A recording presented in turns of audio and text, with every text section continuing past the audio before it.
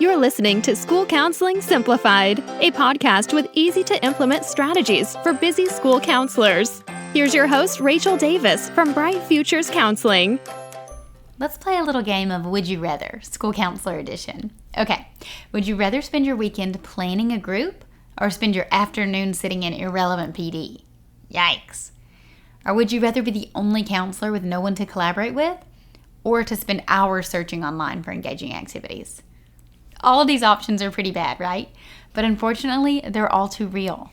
But what if I told you I had a solution for you?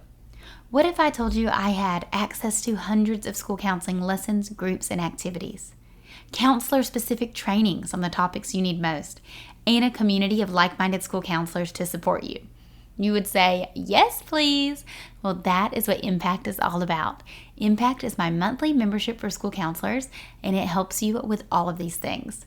You get access to hundreds of resources. That's unlimited free downloads. Log in and get what you need right away to every single resource that's in my store. We add new resources each and every month. We're adding a new middle school and elementary resource each month, and some of these are bonus Impact exclusives, meaning that you can get resources just for members. You can request resources that you need and easily search so you can find exactly what you're looking for. And let's talk about the trainings, counselor-specific trainings on the topics you need most. We do these each and every month as part of our Coffee with the Counselor series. Impact members get to join for absolutely free. You earn PD certificates and you get exclusive access to members-only things like the Ultimate Small Group Experience and our Summer Summit Conference. And the community. Y'all, this is possibly my favorite part of Impact. I so look forward to jumping on these calls, to getting to know counselors who are similar to me and also completely different. It's so fun to hear from your experiences and your challenges, and everyone brings a unique perspective to the table. We have an exclusive online community, and we even have a cool app where you can chat with other counselors in these community circles. We have our monthly calls, like I mentioned, twice a month, and we share wins, troubleshoot tough cases, and just talk about what it's like to be a counselor, because so often we're on our own island at our school sites. So if any of that sounds like it's for you, I would love to see you inside Impact. Go to stressfreeschoolcounseling.com/impact to solve all of your counselor problems. And I have a special offer for my listeners. Use code POD at checkout to save 10% off your first month. Okay, let's go to today's episode. You're listening to another episode of School Counseling Simplified. Well, because it is back to school season, you may be seeing those students who are experiencing separation anxiety. So I wanted to do an episode on how you can deal with school refusal, or for those students who are experiencing separation anxiety. So I want to break it down into 3 categories: how you can support students, teachers, and parents. So for students, the first thing you can do is to organize a school tour. This may sound basic, and maybe they've already had an open house or back to school night, but making sure that these specific kiddos who we see struggling are really familiar with campus and they know where to find everything. It takes away the stress of the unknown by helping them take a tour of the school. So making sure they know where the cafeteria is, the restroom, the classroom, the playground, the counselor's office, the nurse's office, any of those things that can really help them reduce any stress or anxiety attached to coming to school. So this is a practical thing you can do. Just pull them aside, do a little tour. You could make it fun, like a little scavenger hunt, just to help them find out where they can find everything. Obviously, this is good for new students who are new to the school, whether they're kinder students or transfer students, or maybe they're first year at middle school. Like I said, a lot of times this gets overlooked because you may have already done this with the whole group or whole grade level, but it's important to make sure that those individual students know where they can find what they need. Number 2 is to create a safe space. So this is something else we can do for students. Students are less likely to refuse school when they feel safe at school, right? So we want to create a safe place for them, obviously in their classroom, but even in your office, you can have a calm down corner, or you can help the teacher develop a calm down corner so they know that even if they get stressed or anxious at school, they have a safe place they can go to without leaving school. We don't want them to think that the only place to feel safe again is to call mom and leave school. So you can work with their teachers to kind of, design their own Zen zone or calm down corner, where you can have things that will help the student. And of course, this will help all students, and it's a great resource to have in the classroom. But making sure that those teachers who have anxious students in terms of separation anxiety get access to the calm down corners and everything first. If you're going to do a school-wide plan to help all the teachers implement them, maybe start with those teachers first. The third way we can help our students who are experiencing separation anxiety or school refusal is to offer to check in. A lot of times families kind of enable the kids because they kind of linger around or make promises of sticking around. I've seen this firsthand. I remember we had a student transfer from Iceland, and he didn't speak, well, I was at the international school in Costa Rica, but he didn't speak English or Spanish. And so it was a really difficult transition, kindergarten student, and his dad would just like hang out in the office all day. He would like bring his computer and just work from there. But the kid would always come up to the office, and it was just like they never really severed the tie of like, I'm dropping you off at school, which I think honestly made it a little harder. But instead of having that situation occur, you can reassure students that you're going to check in, and reassure families too, right? They want to make sure their child's being checked in with. So just I'm going to check in with them, at the start of the day, the end of the day, and then maybe at a minute meeting throughout the day, just to get like a vibe of how things are going. If you're not able to commit to that many check-ins, maybe you can work with a team. So maybe the principal does a check-in, the teacher does a check-in, just to know that, but somehow keep it organized and accountable, like where you have eyes on the student and we're checking in with them just to make sure that they know we're there and that they know they have trusted adults at school. So just knowing that they can see consistent people with a kind smile every morning helps both the parents and the child feel less stressed. And then this will kind of, taper off. This isn't going to happen all school year, but as you see that they start to feel more comfortable at school and the anxiety is lessened, you can scale back from 3 times to 2 times, and then 2 times to 1 time. And then finally, maybe just give them like a pass where they can come see you if necessary. Or they could even do this by like signaling to you that they're good. Like when they're walking down the hallway, they give you a thumbs up, just kind of discreetly to say like, I'm all good. And you can kind of move your check-ins that way. The fourth way you can help your students feel safe at school and comfortable is to help them develop a safety plan. So if you're still seeing, school refusal or separation anxiety after you've built rapport with the child and you're like, we have a good relationship, I'm not sure why this is continuing to occur, you can work with the student to create a personalized coping plan or safety plan to help them manage those stress and anxieties at school. So these could be, relaxation strategies like deep breathing exercises or progressive muscle relaxation. It could be a list of safe adults to talk to, strategies they can use at home to get prepared in the morning. Just coming up with like a plan for them can really help them feel more in control of their worries. And then you're going to have those students who need a little more than the typical child who's struggling with school refusal. Perhaps you have those students who it's been several weeks and they're still having a really hard time. You may want to do a small group with these kiddos. I have a separation anxiety small group I'll link to in the show notes. But it's really cool for them to see other students are struggling too. They're not alone. They can talk about it. They can practice using different techniques like visualization, social stories, mindfulness, and CBT-based activities to come up with strategies for how to deal with it when they're starting to feel anxious at school.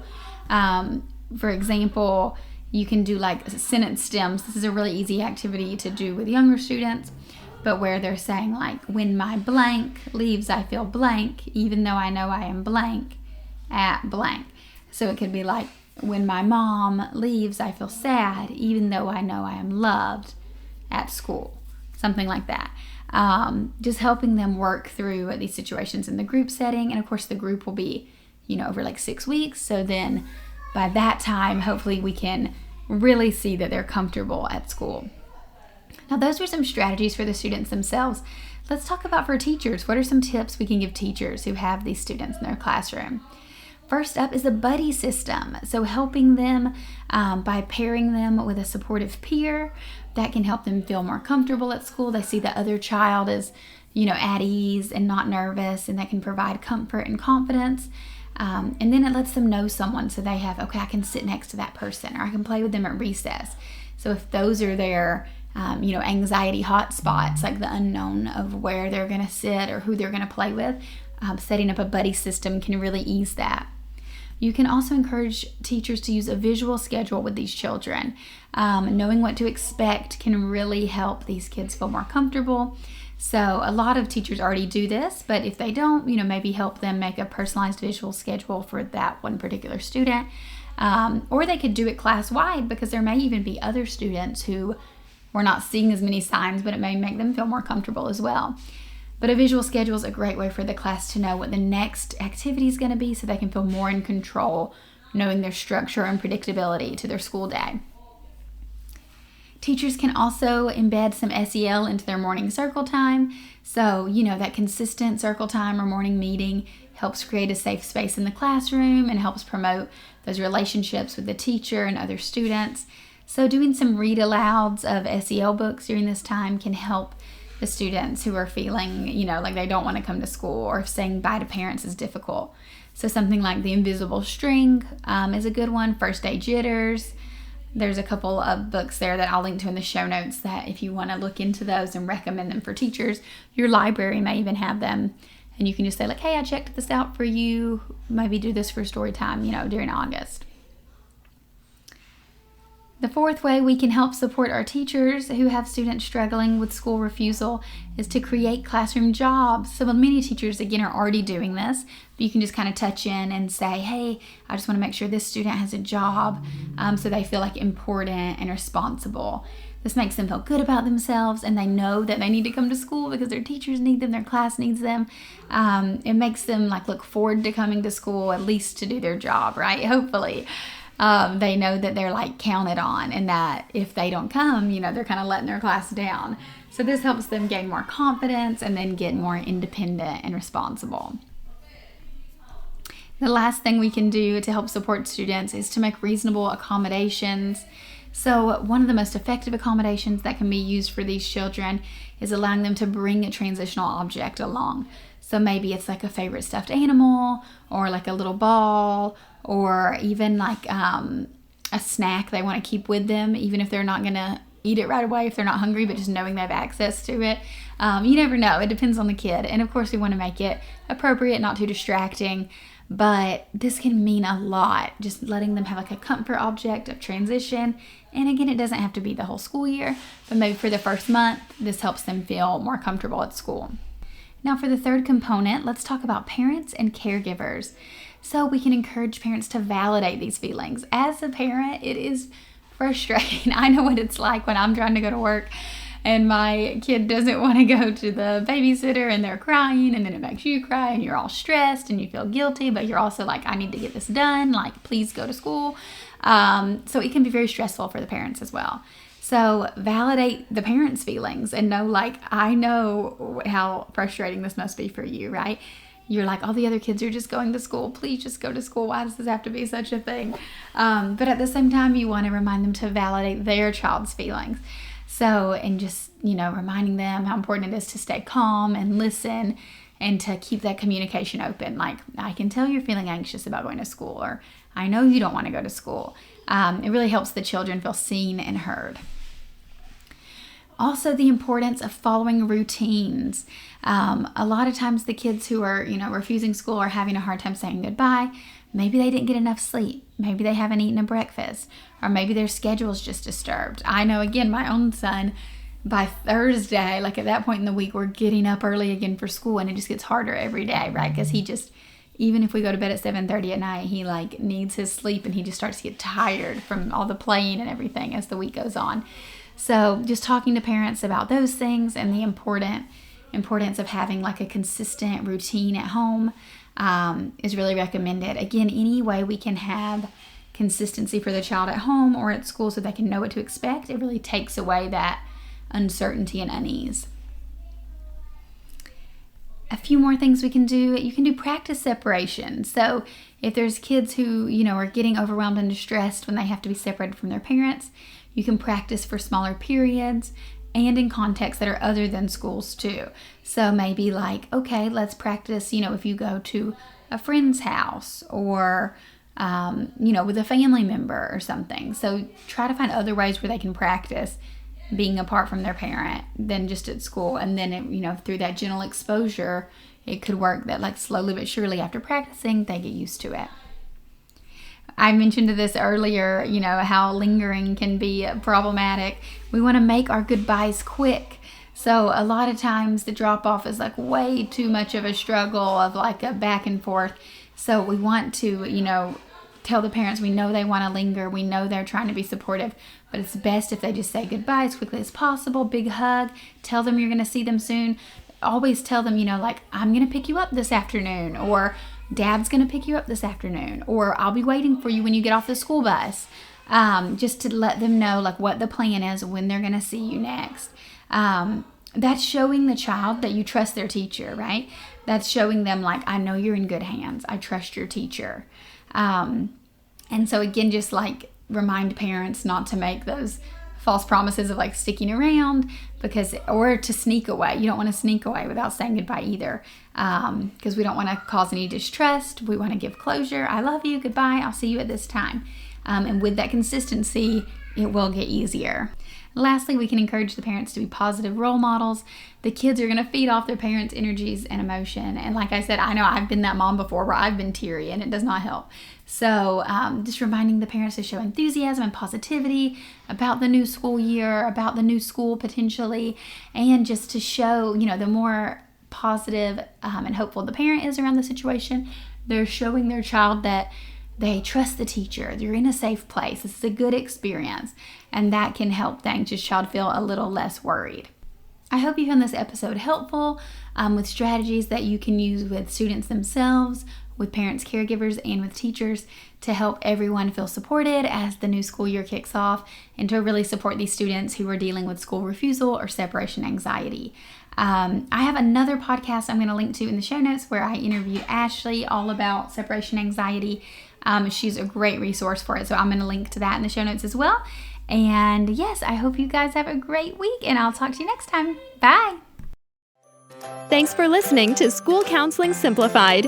You can find the links from today's episode in the show notes. If you'd like to connect with Rachel, she's on Instagram and Teachers Pay Teachers at Bright Futures Counseling. Be sure to subscribe to the podcast so you don't miss any episodes of School Counseling Simplified. Talk to you next week.